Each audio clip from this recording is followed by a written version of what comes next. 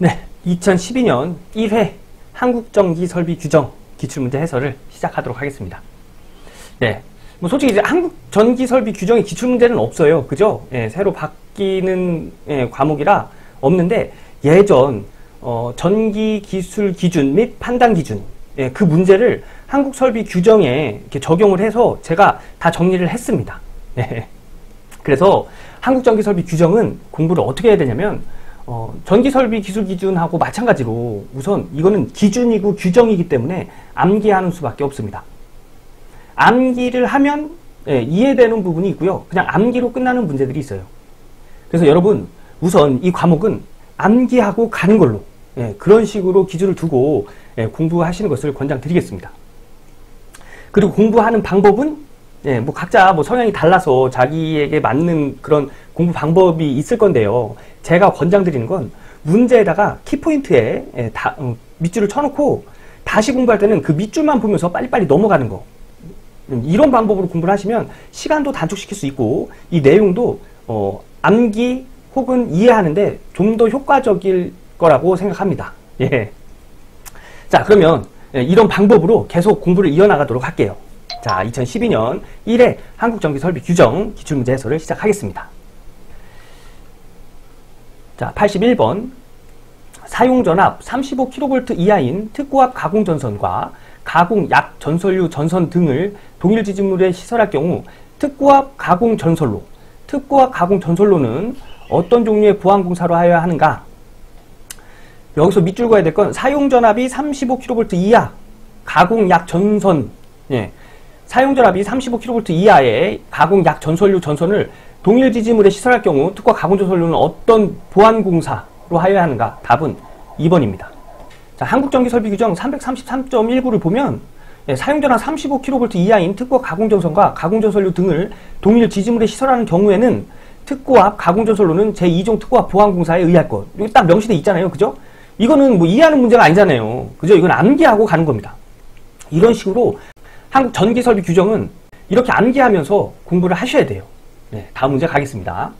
자, 82번 금속 덕트 공사에 덕트를 조형제에 붙이는 경우 지직점 간의 거리는 3m 이하입니다. 이것도 그냥 금속 덕트 공사에 덕트 조형제는 3m. 네, 이렇게 외우시면 됩니다. 여기서 조형제는 이런 말 많이 나오죠. 조형제, 뭐 조형물 이런 말 많이 나오는데 조형제, 조형물 이런 거 같은 거는 기둥, 뭐 벽, 뭐 지붕도 될 수 있고요. 뭐 이런 걸 이야기를 하는 게 조형제입니다. 예. 조형제, 조형물 비슷한 의미라고 보시면 돼요. 그래서 금속 덕트 공사의 덕트를 조형제, 뭐 혹시 벽에다가 붙이는 경우 요거를 고정하는 지지점 간의 거리는 3m 이하. 요렇게 외우시면 됩니다. 이것도 암기하고 가는 문제입니다. 한국전기설비규정은 전부 다 암기한다고 보시면 됩니다. 네, 다음 문제. 자, 83번 폭연성 분진. 먼지 얘기하는 거예요. 또는 화약류의 분말이 전기설비가 발화원이 되어 폭발할 우려가 있는 곳에 저압 옥내 전기설비는 어느 공사에 의하는가? 금속관 공사죠. 그러니까 화재의 우려가 있는 곳은 거의 다 금속관 공사라고 보시면 됩니다. 화재가 일어났을 때 금속관은 불이 붙지가 않죠. 근데 뭐 합성수지관, 캡타이어 케이블 이런 거는 불이 붙어버리잖아요. 애자공사도 선이 노출되어 있는 거 아니에요. 그죠? 폭연성 분진 또는 화학류의 분말이 있는 곳에는 금속관 공사를 합니다. 이것도 자주 나오는 문제니까 이거 암기해 두세요. 자, 84번 고압 가공 인입선의 높이는 그 아래에 위험 표시를 하였을 경우 지표상 몇 메타까지 감할 수 있는가? 3.5m입니다. 이것도 암기하고 가는 거예요. 고압 가공 인입선 아래에 위험 표시를 했었을 때 이 고압 가공선의 높이는 3.5m까지 할 수 있다는 얘기입니다. 답은 3번입니다. 이 문제도 고압 가공 인입선 위험 표시 3.5m 이렇게 외우고 가는 거예요. 자, 다음 문제. 가공 전선로에 사용하는 지지물의 강도 계산에 적용하는 풍압 하중 중 병종 풍압 하중은 갑종 풍압 하중에 대한 얼마의 풍압을 기초로 하여 계산한 것인가? 2분의 1입니다. 네, 이것도 암기하고 가는 거예요. 여러분 제가 이렇게 밑줄 치고 하는 거 똑같이 밑줄 치고 계시는 거죠? 이거 똑같이 하셔야 됩니다. 그래서 이거 나중에 복습하실 때 이걸 어떻게 외우냐면 병종 풍압 하중, 갑종 풍압 하중에 대한 얼마의 풍압 하중을 기초로 하는가? 2분의 1. 아니면 50%, 50% 이렇게 나오는 것도 있어요. 50%. 그래서 이런 식으로 공부해 가는 겁니다. 답은 1번입니다. 86번 고압 가공 전선이 케이블인 경우 가공 전선과 안테나 사이의 이격거리는 몇 메타인가? 0.4m. 고압 가공 전선 케이블 안테나 사이의 이격거리 0.4m. 여기 한국 전기설비 규정 보면 전선이 케이블인 경우 0.4m 돼 있죠. 고압은 전선이 케이블인 경우에 0.4m 이렇게 나와 있습니다. 그래서 고압 가공 전선이 케이블인 경우 안테나 사이의 이격거리는 0.4m 이렇게 찾으면 됩니다. 자, 다음 문제 87번 고압 지중 전선이 지중 약전류 전선 등과 접근하거나 교차하는 경우에 상호 이격거리는 몇 메타 이하인 때에 두 전선이 직접 접촉하지 아니하도록 조치하여야 하는가? 답은 3번입니다. 0.3m. 이 문제도 역시 암기죠. 고압 지중 전선이 지중 약 전류 전선들과 접근하거나 교차하는 경우, 접근하거나 교차는 고압 전선이 이렇게 가고 지중 약 전류 전선이 이렇게 간다는 거죠. 둘이는 붙지 않았지만 상호 이격거리가 0.3m 이하인 때는 두 전선이 직접 접촉하지 아니하도록 해야 된다는 얘기입니다. 그래서 이때는 0.3m. 다음 문제 88번 철줄을 강관에 의하여 구성되는 사각형에 거실 때 각종 풍압하중을 계산하려 한다.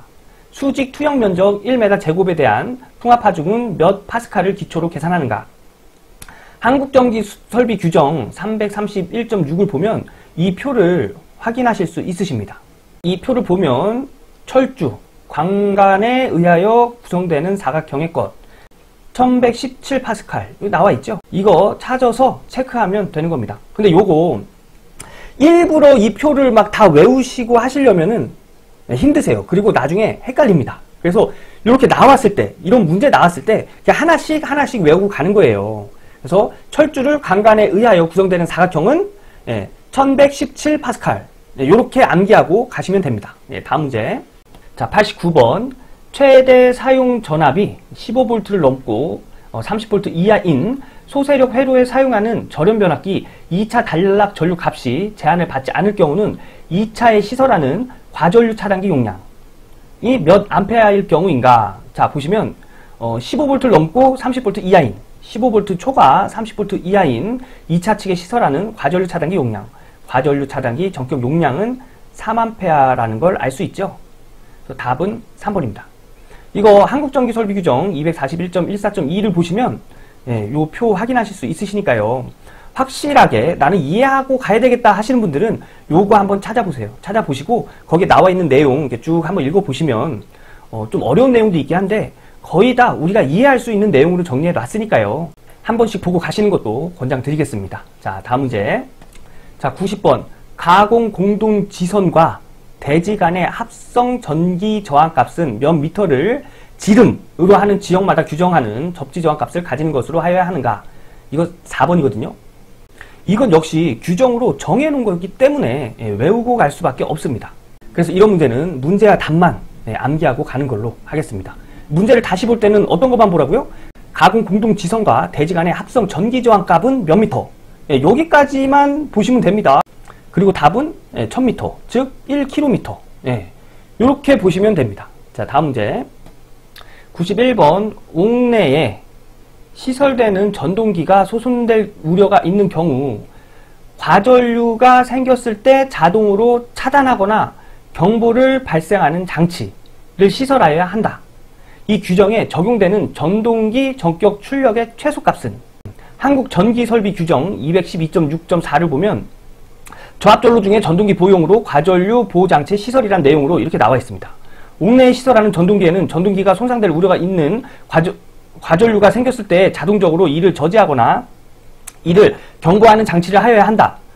다만 전격 출력이 0.2kW, 그러니까 200W죠? 이하인 것은 제외한다. 근데 여기서 전격 출력의 최소값이라고 했잖아요. 그래서 200W를 초과하는 그 전동기에는 경보장치를 설치해야 된다는 거예요.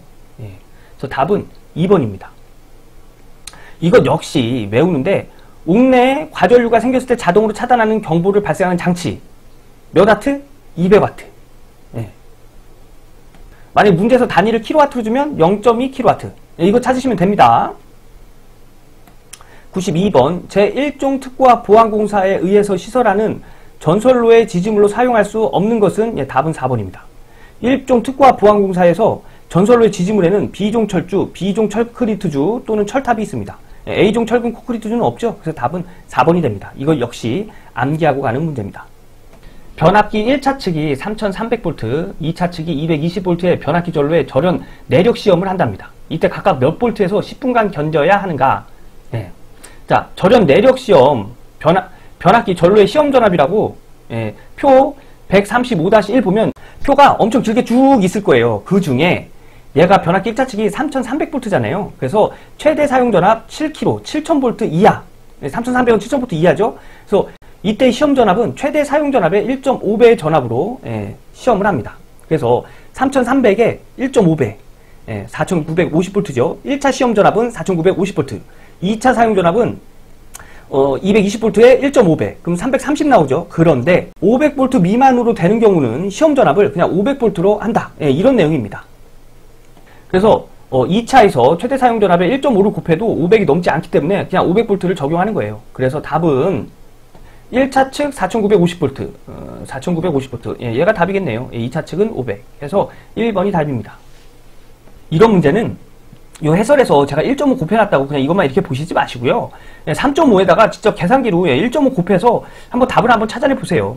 이러면서 조금씩 더 쉽게 암기가 되는 겁니다. 자, 그래서 93번은 답은 1번입니다. 자, 95번 전기철도용 변전소 이외에 변전소에 주요 변압기의 계층 장치가 꼭 필요하지 않은 것은 답은 3번 주파수입니다. 꼭 필요한 건 전압, 전류, 전력을 측정할 수 있는 계층 장치입니다. 여기 그 해설에도 나와 있죠. 전압, 전류 또는 전력을 계층하는 장치. 그래서 답은 3번입니다. 자, 96번 시가지에 시설하는 154kV 가공전선로에 지락, 단락이 발생하는 경우 몇 초 이내 자동적으로 전로를 차단하는 장치를 시설해야 하는가? 답은 1초입니다. 이것도 뭐 계산하고 이래서 나온 거 아니잖아요. 그죠? 규정입니다. 규정. 정해 놓은 거예요. 그래서 이것도 암기하고 가는 거죠. 그래서 2012년 1회 한국전기설비 규정의 기출문제는 여기까지입니다. 원래 100번까지 있잖아요. 그런데 왜 여기까지냐면 적재에 관한 문제, 그 다음에 한국전기설비 규정에서 삭제되는 문제, 찾을 수 없는 문제, 이런 문제들은 그냥 뺐습니다. 한국전기설비 규정 처음 들어가는 부분 보시면 QR코드 있거든요. 거기를 핸드폰으로 탁 찍어 보시면 한국전기설비 규정을 볼 수 있는 사이트로 넘어갑니다. 거기서 젖지 시스템이라는 단어는 꼭 한번 읽어보시라고 했습니다. 그 부분에서 굉장히 많이 바뀌어가지고 아마 그 부분에서도 좀 문제가 나오긴 할 것 같은데 그렇게 어렵게는 나오지 않을 것 같아요. 그냥 한두 번, 한 두세 번만 읽어보면은 풀 수 있는 문제, 그런 문제로 좀 내지 않을까 싶습니다. 내년 1회차가 한국전기설비 규정 처음으로 나오는 문제라 좀 이런저런 대비를 해야 맞는 건데 우리가 지금 할 수 있는 건 그냥 바뀐 부분, 굉장히 신경 써서 바꿔놓은 부분에 그런 한국전기설비 규정을 그냥 읽어놓는 거라고 생각을 합니다. 그래서 여러분 지금은 한번 이거 한국전기설비 규정 요 기출문제 한번 쭉 보시고 인터넷 들어가셔서 한국전기설비 규정의 접지 시스템 부분, 그 부분 한번 쭉 훑어보시는 그런 방법으로 진행해 가시면 한국전기설비 부분에서는 그렇게 어렵지 않게 좀 고득점을 얻을 수 있지 않을까 하는 생각이 듭니다. 자, 그러면 오늘 2012년 1회 한국전기설비 규정 여기까지 하고요. 저는 다음 강의에서 인사드리도록 하겠습니다. 네, 고생 많으셨습니다.